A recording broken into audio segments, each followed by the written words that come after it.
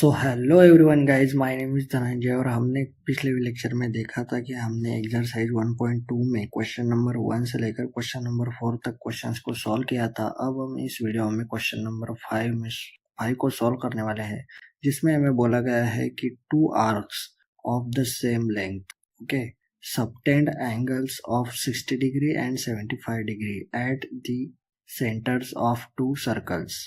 What is the ratio of radii of two circles? Okay, so इसके लिए हम पहले दोनों जो सर्कल्स है उन्हें ड्रॉ कर लेते हैं। सर्कल पूरा नहीं निकालना है, सिर्फ उसका जो सेक्टर है वही निकालना है। हमें उस सेक्टर के बारे में ही हमें डिटेल बताई है। अब देखो, जो हमारा सर्कल है, ये जो दोनों आर्क्स है, लेंथ ऑफ आर्क जो है दोनों सर्कल्स की वो बिल्कुल सेम है। मतलब जो यस है वो दोनों सेम है। एक सर्कल का जो थीटा है वो है 60 डिग्री और दूसरे सर्कल का जो थीटा है वो है 75 डिग्री। और हमें बोला गया है कि दोनों सर्कल्स के रेडियस की रेशियो बताओ कितना है। सो हमें गिवन दिया है थीटा 1। इस सर्कल के डिटेल्स को हम थीटा 1 या फिर यस 1 या फिर रेडियस 1 ऐसा बोलेंगे। और दूसरे वाले सर्कल के प्रॉपर्टीज को, जैसे कि रेडियस को रेडियस 2, थीटा 2 या फिर यस 2 ऐसा बोलेंगे। भले हम यस 1 या यस 2 कहे, दोनों की वैल्यू सेम है। ऐसा कि हमें क्वेश्चन में बोला गया है कि दोनों आर्क्स की जो लेंथ है वो बिल्कुल सेम है। सो थीटा 1 जो है वो है 60 डिग्री एंड थीटा 2 है वो है 75 डिग्री। ओके, उसके बाद अब हम फॉर्मूला के अकॉर्डिंग जाएंगे, क्योंकि हमारा लेंथ ऑफ आर्क का फॉर्मूला है S is equal to are into theta. Okay, so ये हो गया यस 1 के लिए। अब यस 2 का भी फॉर्मूला हम लेंगे, यस 2 आर इंटू थीटा वही रहेगा। अब देखो, दोनों सर्कल के आर्क्स जो है वो बिल्कुल सेम है।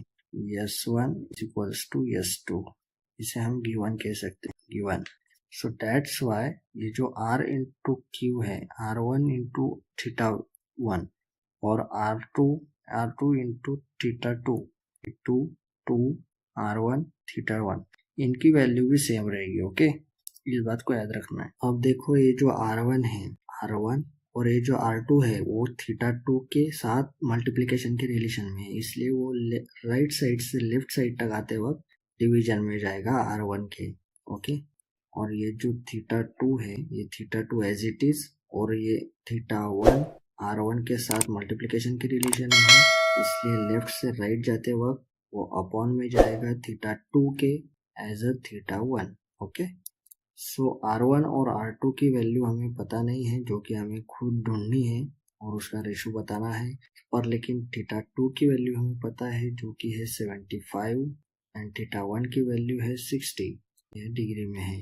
हमें रेडियन में कन्वर्ट करके लेना पड़ता है, पर लेकिन अब इस बार नहीं लिया तो भी चलेगा, क्योंकि अगर हमने कन्वर्ट करके भी आंसर निकाला तो सेम ही निकलेगा। इसलिए ये डिवीजन हो रही है, कंप्लीट डिवीजन हो रही है, इसलिए हम कट करेंगे। सो 15 4 जा 60, 15 5 जा 75। ओके, सो r1 ये जो है हो गया 5/4, जो रेशो है r1 is to r2 का, वो मिल गया हमें 5:4। तो इसे हम रेशियो के फॉर्म में लिखेंगे, r1 is to r2 is equals to 5:4। ये हमारा रेशियो हो गया दोनों रेडियस का। मतलब पहले रेडियस की जो लेंथ है वो है 5 सेंटीमीटर और दूसरे सर्कल के रेडियस की लेंथ है 4 सेंटीमीटर। ओके, इसे याद रखना आंसर। सो अब हम नेक्स्ट क्वेश्चन देखेंगे, जो कि है क्वेश्चन नंबर 6। उसमें हमें बोला है कि the area of a circle is 25 pi square centimetre. Okay, अब हमें इसमें डायरेक्टली एरिया ऑफ सर्कल, मतलब सर्कल का एरिया ही दे दिया है 25 पाई। ओके, अब इसके बाद find the length of its arc subtended an angle of 144 degree at the centre. मतलब उसी सर्कल के सेंटर में एक सेक्टर बनाया गया है, जो कि है 144 एंगल का, और उसकी लेंथ ऑफ आर्क जो है वो हमें फाइंड करनी है। उसके बाद also find the area of the corresponding sector. मतलब 144 डिग्री का जो एंगल बनेगा, सेक्टर का एरिया फाइंड करना है। इसके लिए हम सर्कल ड्रॉ कर लेंगे। जिससे कि और अच्छे से क्वेश्चन ही हमें समझेगा, क्योंकि सिर्फ क्वेश्चन पढ़ने से इतना ज़्यादा नहीं समझता जितना विजुअलाइजेशन करने से समझता है। ओके, सो ये हम सेक्टर बना लेंगे 144 डिग्री, 144 डिग्री, और रेडियस भी हमें पता नहीं है। उसके बाद ये आर्क है जो कि हमें निकालनी है। ओके, सो गिवन हमें क्या क्या है, एरिया ऑफ सर्कल हमें गिवन है, एरिया ऑफ सर्कल जो कि है 25 पाई। उसके बाद हमें दिया है एंगल थीटा, थीटा दिया है हमें 144 डिग्री। अब ये डिग्री में है पर लेकिन हमें कैलकुलेशंस में डिग्री नहीं रेडियन में चाहिए, तो इसलिए हम इसे रेडियन में कन्वर्ट करेंगे। 144 इंटू पाई अपॉन 180, ये रेडियन में कन्वर्ट हो गया।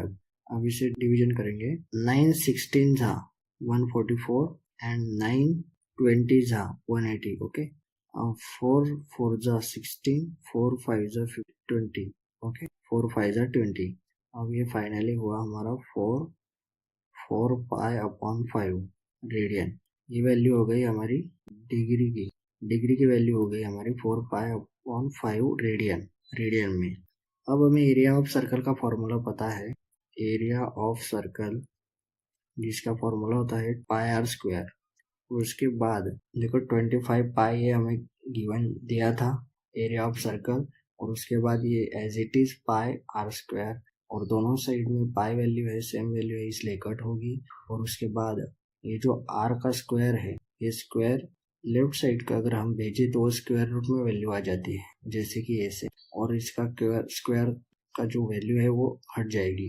अब 25 ये वैल्यू इटसेल्फ में परफेक्ट स्क्वायर नंबर है, इसलिए इसका स्क्वायर रूट आएगा 5, और आर की वैल्यू हमें मिल गई 5 सेंटीमीटर।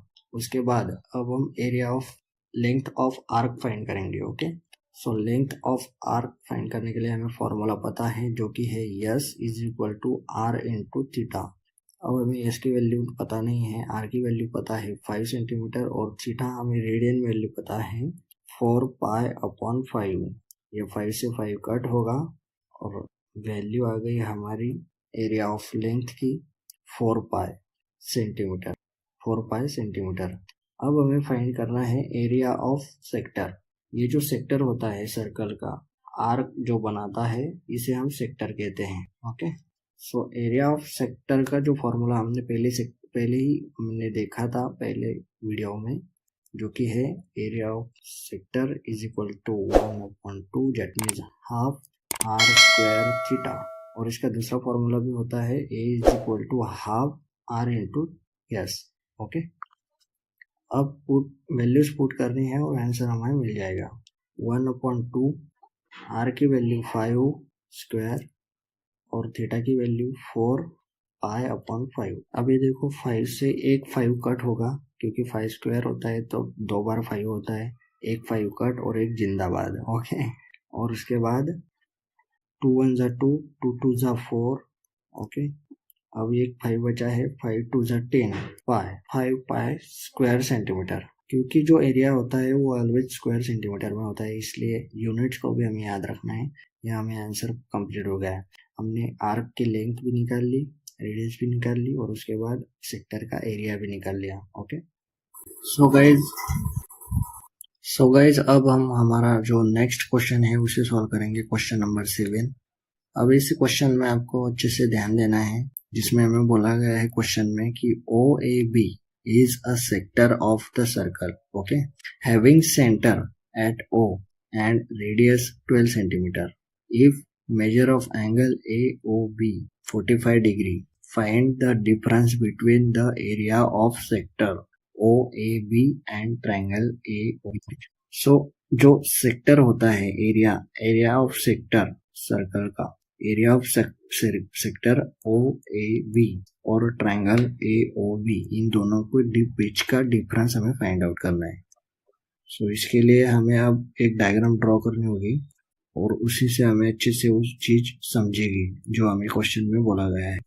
अब ये डायग्राम हम ड्रॉ करेंगे, उसमें हमें रेडियस बोली गई है 12 सेंटीमीटर। सो ये लिख लेंगे डेटा, जो हमें कैलकुलेट करने में आसानी होगी। तो ये थीटा दिया है हमें 45 डिग्री, और उसके बाद ये आर्क होती है सर्कल की आर, और एक ट्रायंगल भी बना रहा है, जो ट्रायंगल है AOB।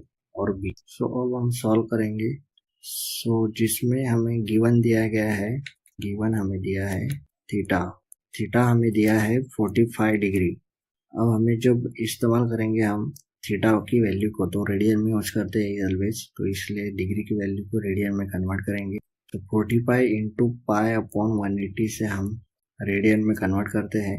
तो 45 मतलब 45 45 4 जा 180, सो पाई अपॉन 4 ये रेडियन वैल्यू हो गई थीटा की।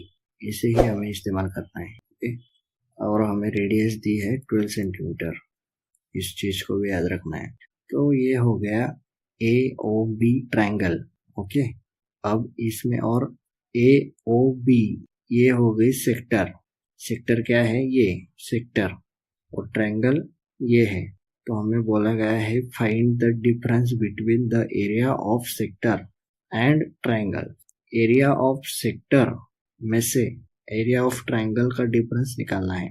मतलब ये जो एरिया है, इस एरिया का हमें एरिया फाइंड करना है। ओके, इस पोर्शन का हमें एरिया फाइंड आउट करना है। सो हम कैसे निकालेंगे? पहले तो हम सेक्टर का एरिया निकाल सकते हैं, पूरे सेक्टर का एरिया, मतलब ए ओ बी, ये जो आर्क के सहित सारे पोर्शन का एरिया फाइंड आउट करेंगे। उसके बाद ट्रायंगल का एरिया फाइंड आउट करेंगे, और सेक्टर के एरिया में से ट्रायंगल के एरिया को माइनस करेंगे, जिससे कि हमें इस पोर्शन का एरिया मिल जाएगा। तो हमने एरिया ऑफ सेक्टर का फॉर्मूला देखा है, जो कि हम लिखेंगे यहाँ पर, area of sector that is 1/2 r square theta. और उसके बाद ट्रायंगल का भी हमें एरिया फाइंड आउट करने का फॉर्मूला पता है, जो कि है एरिया ऑफ ट्रायंगल। अब देखो, area of triangle find out करने के लिए हमें डायग्राम दिखनी होगी। सो डायग्राम में रेडियस मतलब जो ट्रायंगल है उसकी एक साइड पता है, दूसरी भी पता है 12 सेंटीमीटर, पर ये साइड पता नहीं है, इसलिए एरिया फाइंड आउट करना उस जो फॉर्मूला है उससे फाइंड आउट करना थोड़ा डिफिकल्ट है। और लेकिन हमें थीटा की वैल्यू दी है, और थीटा की वैल्यू दी है, इसी को यूज करके हम area of triangle find out कर सकते हैं। पर लेकिन कैसे? सो उसका स्पेशल फॉर्मूला होता है 1/2 r square sine theta. That means हम साइन थीटा यूज करके ये जो एरिया ऑफ ट्रायंगल है उसे फाइंड आउट कर सकते हैं। अब हम डायरेक्टली जो डिफरेंस है दोनों का, मतलब एरिया ऑफ सेक्टर में से एरिया ऑफ ट्रायंगल को डायरेक्टली शुरुआत में ही माइनस करके ही सॉल्व करेंगे, जिससे कि हमारा जो आंसर है वो बहुत ही कॉम्प्रेस फॉर्म में आ जाएगा, बहुत ही ऑप्टिमाइज हो जाएगा। ओके, इसलिए हम डायरेक्टली डिफरेंस ही लिखेंगे। सो क्या बोला गया है? Difference between area of sector OAB and triangle AOB। सो इनके बीच का डिफरेंस, मतलब कि हम फॉर्मूला ही पुट कर देते हैं दोनों का। हम ऐसे भी कर सकते हैं कि पहले जो सेक्टर का एरिया फाइंड आउट करके फिर उसमें से माइनस करेंगे एरिया ऑफ ट्रायंगल। और वैसे करने के बजाय ऑप्टिमाइज फॉर्म में लिखने के लिए पहले हम एरिया ऑफ सेक्टर लिखेंगे, जो कि उसका फॉर्मूला हमने देखा है। एरिया ऑफ सेक्टर का फॉर्मूला ये आर स्क्वायर थीटा, उसमें से एरिया ऑफ ट्रायंगल को माइनस करें, जिससे कि हमें यही सॉल्व करना होगा। और यही सॉल्व करने के बाद हमें डायरेक्टली हमारा आंसर मिल जाएगा, जो कि इस पोर्शन का एरिया मिल जाएगा। अब देखो, अब हम इसे सॉल्व करेंगे। अब दोनों साइड्स में 1/2 r square 1/2 r square common दिख रहा है, इसलिए इस टर्म को हम कॉमन निकाल सकते हैं। सो 1/2 आर स्क्वायर, और डिफरेंस क्या है दोनों टीम में? Theta minus sine theta. इसे एज इट इज लिख लेंगे। और आर स्क्वायर है, आर की वैल्यू है 12, 12 का स्क्वायर लिख लेंगे पहले, 12 का स्क्वायर। उसके बाद थीटा, थीटा की वैल्यू हमने निकाली है ऊपर पाई बाय 4, और जो साइन थीटा है, sine value as it is, और थीटा की वैल्यू हमें पता है क्योंकि हमने ऊपर लिखी है पाई/4। अब इसके बाद 1/2 एज इट इज, 12 का square 144, pi minus pi by four minus sine theta मतलब साइन 45, पाई/4 मतलब 45 डिग्री। सो साइन 45 डिग्री की वैल्यू होती है 1/√2। ये हमने बेसिक में देखा है, जो कि ट्रिगोनोमेट्री चैप्टर में होता है। सो अब 2 1 2, 2 7 14, 2 2 जा 4 दैट मीन्स 72। अब ये ले लो 72 इंटू, अब यहाँ पर देखो क्रॉस मल्टीप्लीकेशन करेंगे, माइनस साइन है बीच में, तो इसका हमें बेस सेम करना होगा। Cross multiplication under root 2 pi minus 4 1 जा 4 अपॉन अंडर रूट 2 और इंटू 4। अब देखो इसका जो रूट है, अब देखो ये 4 1 जा 4, 4 1 जा 4, रिमेनिंग 3 और 4 8 जा 32, इट मीन्स फुल डिवीजन हुई है। ये अपॉन में अंडर रूट 2 आया, पर अपॉन में अंडर रूट 2 का हमें नहीं रखना होता है। इसे मिटाने के लिए हम कॉन्जुगेट मतलब कि न्यूमरेटर और डिनोमिनेटर में सेम वैल्यू से मल्टीप्लाई करेंगे, मतलब अंडर रूट 2 से मल्टीप्लाई करेंगे, और इससे कोई फर्क पड़ता भी नहीं है क्योंकि हम एक ही सेम वैल्यू को न्यूमरेटर और डिनोमिनेटर दोनों में ही अब मल्टीप्लाई कर रहे हैं।